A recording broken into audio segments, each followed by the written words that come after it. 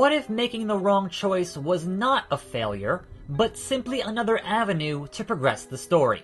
This is the question Lamplight City seeks to answer. From the creator of Shardlight, Lamplight City is a gritty alternate history steampunk point-and-click adventure game set in the mid-1800s, in which you take on the role of ex-detective Miles Fordham seeking to solve the mystery of his partner's murder. But all the while hearing his voice echoing in your head, criticizing your decisions, offering some sarcastic insight, and pushing you ever closer to the conclusion. Visually, this game falls well within the scope of what you might expect from a classic point-and-click adventure game, but the standout here is the character portraits.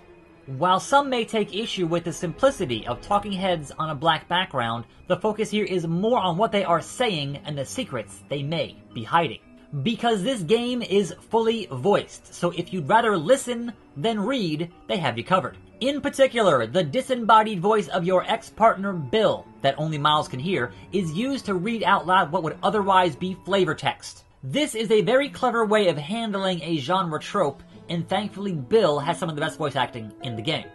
Your investigation is spread out over the course of 5 cases, and while they're generally not connected to that main mystery, observant players will find small details that point to a bigger picture. The world building here feels pretty well realized, and layering on socio-political issues of the time like the class divide gives things some extra flavor.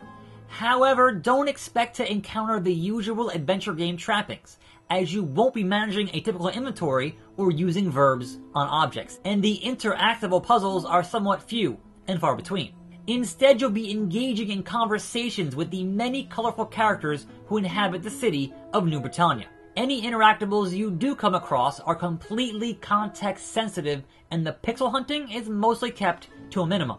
In practice, this means you'll be spending much more time social engineering the answers you seek, rather than presenting the right item to the right NPC. But as an ex-detective, you've always got your trusty casebook to keep track of all the various notes and testimonies you come across. Now, any good adventure game is going to hinge upon the quality of the story, and throughout the 5 cases I was largely engaged and invested in seeing just how each one would play out in my attempt to find the real culprit.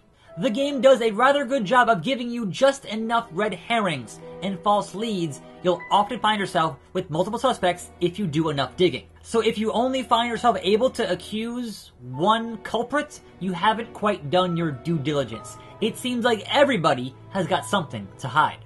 And therein lies the hook of the game.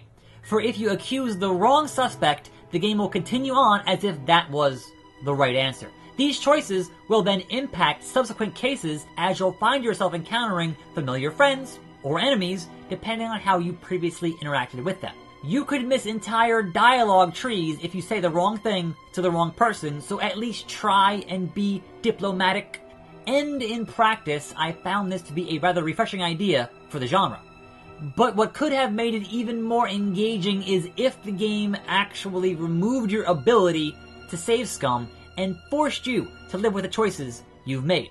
For example, a game like Vampire.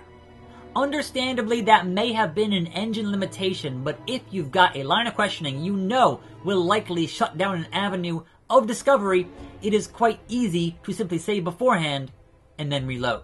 This obviously defeats the purpose of such a system, but if you are the type to achievement hunt or want the best ending on your first playthrough, you'll be glad you can still do exactly that.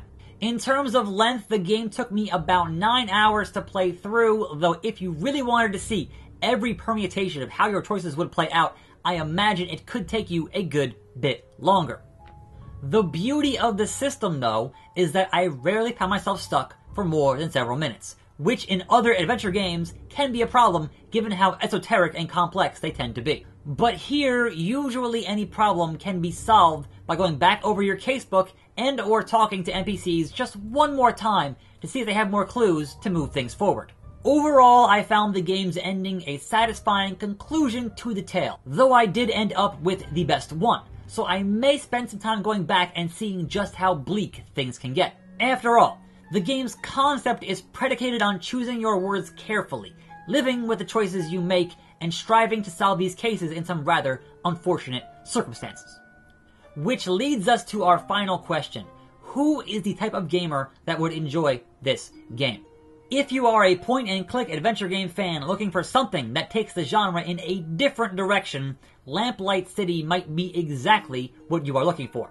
But if you're die-hard about having those logic puzzles more than a narrative hook, you may find the content here a bit lacking. And if you simply love alternate history steampunk detective stories, this would definitely be a game to add to your collection.